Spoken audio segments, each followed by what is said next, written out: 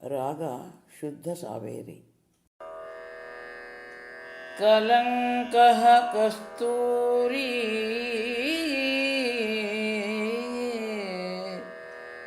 ರಜನಿಕರಬಿಂಬಂ ಜಲಮಯಂ ಕಲಾಭಿಃ ಕರ್ಪೂರೈಃ ಮರಕತಕರಂಡಂ ನಿಬಿಡಿತಂ ಅತಸ್ತ್ವದ್ಭೋಗೇನ ಪ್ರತಿದಿನಮಿದಂ ರಿಕ್ತಕುಹರಂ ವಿಧಿರ್ಭೂಯೋ ಭೂಯೋ ನಿಬಿಡಯತಿ ನೂನಂ ತವ ಕೃತೆ.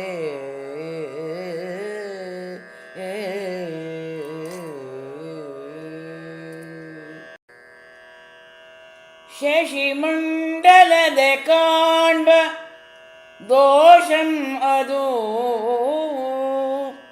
ಕತ್ತುರಿಯು ನಿಸದವಹ ಪನ್ನೀರ ರೂಪು ಶಶಿಬಿಂಬಂ ಅದು ವಿಷದ ಷೋಡಶ ಕಲೆಗಳೆಂಬ ಕರ್ಪೂರಗಳಿಂದಿರ್ಪ ಮರಕತ ಕರಂಡಂ ಯಶವ ನಿನ್ ಅನುದಿನದ ಭೋಗದಿಂದಂ ಬರಿದೆನಿಸಿದ ಶಶಾಂಕ ಮಂಡಲಂ ಎಂಬ ಭರಣಿಯಂ ಬಿಸಜ ಭವನು ಇದು ದಿಟಂ ಮರಳಿಯುಂ ಮರಳಿಯುಂ ನಿನಗಾಗಿ ಪೂರಮಿಪನು.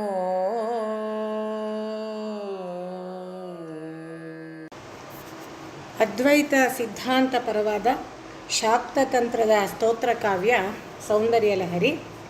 ಭಗವತ್ಪಾದರ ಅನುಪಮವಾದ ಸ್ತೋತ್ರ ಕಾವ್ಯಗಳಲ್ಲಿ ಇದು ಒಂದು. ಶಿಖರಣಿ ಛಂದಸ್ಸಿನಲ್ಲಿರುವಂತಹ ಈ ಸ್ತೋತ್ರ ಕಾವ್ಯದ 96ನೆಯ ಪದ್ಯದ ವಾಚನವನ್ನು ಸಂಸ್ಕೃತ ಮೂಲದಲ್ಲಿ ಮತ್ತು ಭಾಷಾಂತರ ಕನ್ನಡದ ಪದ್ಯವನ್ನು ಕೂಡ ಕೇಳಿದ್ರಿ. ಪ್ರಕೃತ ಪದ್ಯ ಕಳಂಕಃ ಕಸ್ತೂರಿ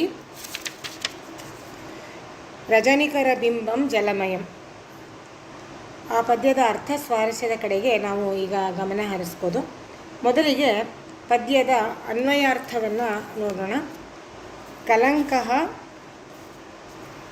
ಕಸ್ತೂರಿ ರಜನಿಕರ ಬಿಂಬಂ ಜಲಮಯಂ ಕಲಾಭಿಃ ಕರ್ಪೂರೈಃ ಮರಕತ ಕರಂಡಂ ನಿಬಿಡಿತಂ ಅತಃ ತ್ವದ್ಭೋಗೇನ ಪ್ರತಿದಿನಂ ಇದಂ ರಿಕ್ತಕುಹರಂ ವಿಧಿಃ ಭೂಯೋ ಭೂಯಃ ನಿಬಿಡಯತಿ ನೂನಂ ತವ ಕೃತೆ. ಇದು ಅನ್ವಯ ಆಗತ್ತೆ ಪದ್ಯದ್ದು. ಇದರ ಅರ್ಥವನ್ನು ನಾವು ಗಮನಿಸಿದ್ರೆ, ಅನ್ವಯಾರ್ಥವನ್ನು ಗಮನಿಸ್ತಾ ಹೋದರೆ, ಹೇ ಭಗವತಿ, ಕಲಂಕ ಅಂತ ಹೇಳಿದರೆ ಚಂದ್ರಮಂಡಲದಲ್ಲಿರುವಂತಹ ಕಪ್ಪು ಚಿಹ್ನೆಯನ್ನು ಕಲಂಕ ಅಂತ ಹೇಳಿ, ಆದರೆ ಅದು ಕಸ್ತೂರಿನೇ ಆಗಿದೆ. ರಜನಿಕರ ಬಿಂಬ ಅಂದರೆ ಚಂದ್ರಬಿಂಬ, ಅದು ಜಲಮಯವಾಗಿದೆ. ಜಲಮಯ ಅಂತಂದರೆ ಪನ್ನೀರು ಆಗಿದೆ ಅಂತ ಹೇಳಿ.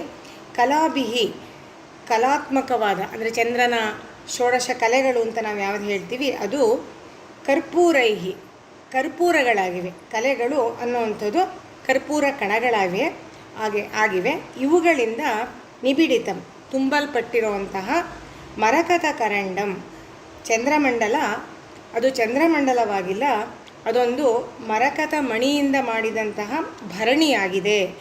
ಅತಃ ಆದ್ದರಿಂದ ಪ್ರತಿದಿನಂ ತ್ವದ್ಭೋಗೇನ ನಿನ್ನ ಉಪಭೋಗದಿಂದ ಅದನ್ನು ನೀನು ಉಪಯೋಗಿಸೋದ್ರಿಂದ ರಿಕ್ತಕುಹರಂ ಬರಿದಾಗತ್ತಲ್ಲ ಇದಂ ಆ ಚಂದ್ರಮಂಡಲವನ್ನು ವಿಧಿಹಿ ಅಂದರೆ ಬ್ರಹ್ಮನು ಭೂಯೋ ಮತ್ತೆ ತವ ಕೃತೆ ನಿನಗಾಗಿ ನಿಬಿಡಯತಿ ತುಂಬ್ತಾ ಇರ್ತಾನೆ. ಇದು ನಿಶ್ಚಯ ನೂನಂ ಅಂತ ಹೇಳಿ ಆಚಾರ್ಯರು ಈ ಪ್ರತಿ ಪದಕ್ಕೆ ಅರ್ಥವನ್ನು ಕೊಟ್ಟಿದ್ದಾರೆ.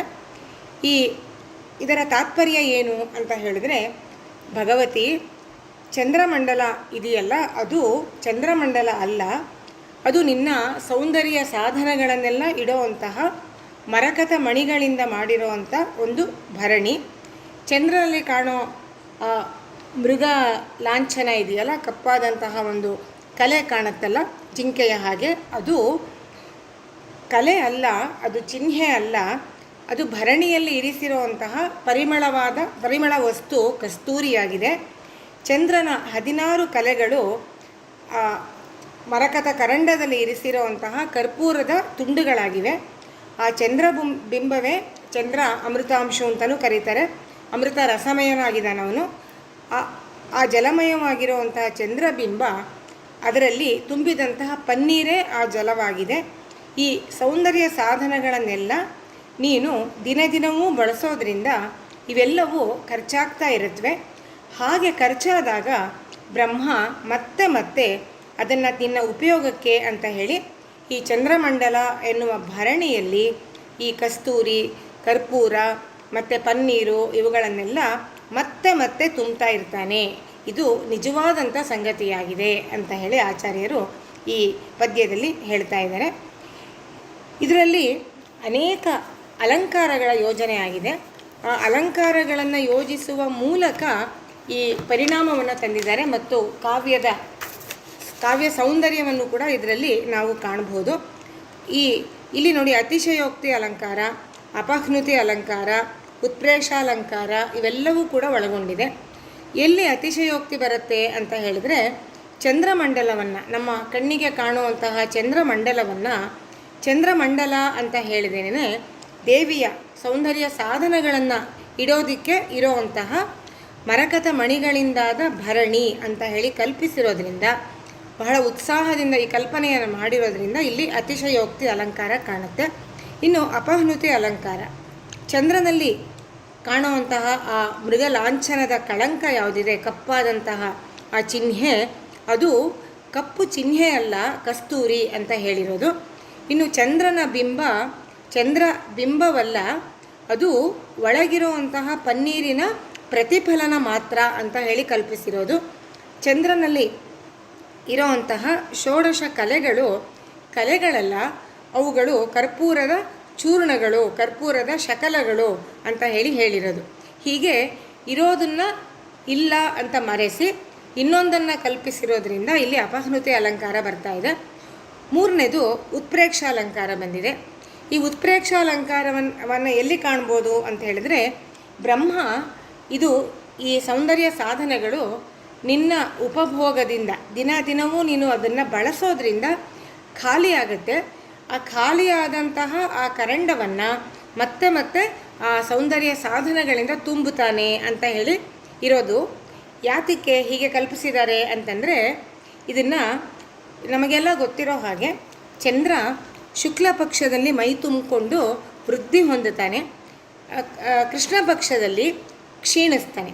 ಈ ಪಾಡ್ಯದಿಂದ ಆರಂಭಿಸಿ ಚತುರ್ದಶಿಯವರೆಗೂ ಅಥವಾ ಹುಣ್ಣಿಮೆ ಅಮಾವಾಸ್ಯೆಯವರೆಗೂ ಚಂದ್ರನಿಗೆ ವೃದ್ಧಿಕ್ಷಯಗಳು ಆಗೋದನ್ನು ಇಲ್ಲಿ ದೇವಿಯ ಕಸ್ತೂರಿ, ಪನ್ನೀರು, ಕರ್ಪೂರ ಮುಂತಾದ ಈ ಸೌಂದರ್ಯ ಭೋಗ ಸಾಧನಗಳನ್ನು ಯಾವುದು ಹೇಳಿದಾರೋ ಅವುಗಳನ್ನು ನಿತ್ಯ ಬಳಸೋದ್ರಿಂದ ಅವು ಖರ್ಚಾಗಿ ಚಂದ್ರ ಕ್ಷೀಣ ಆಗ್ತಾನೆ, ಮತ್ತೆ ಅದನ್ನು ಬ್ರಹ್ಮ ತುಂಬಿಸಿದಾಗ ಅವನು ವೃದ್ಧಿ ಹೊಂದುತ್ತಾನೆ ಅಂತ ಹೇಳಿ ಕಲ್ಪಿಸಿರೋದ್ರಿಂದ ಇಲ್ಲಿ ಉತ್ಪ್ರೇಕ್ಷಾಲಂಕಾರ ಬಂದಿದೆ. ಹೀಗೆ 3 ಅಲಂಕಾರಗಳ ಜೋಡಣೆ ಇಲ್ಲಾಗಿದೆ. ಹಾಗಾಗಿ ಈ ಪದ್ಯದಲ್ಲಿ ಸಂಕರಾಲಂಕಾರ ಇದೆ ಅಂತ ಕೂಡ ನಾವು ಹೇಳ್ಬೋದು. ಅಂದರೆ ಸಂಕೀರ್ಣವಾದಂಥದ್ದು, ಕಾಂಪ್ಲೆಕ್ಸ್ ಮಿಕ್ಸ್ಚರ್ ಅಂತೀವಲ್ಲ, ಆ ರೀತಿಯಾದಂಥ ಅಲಂಕಾರ. ಇದರ ಮೂಲಕ ಈ ಪದ್ಯದಲ್ಲಿ ಪರಿಣಾಮದ ರಮಣೀಯತೆಯನ್ನು ಆಚಾರ್ಯರು ತಂದಿದ್ದಾರೆ.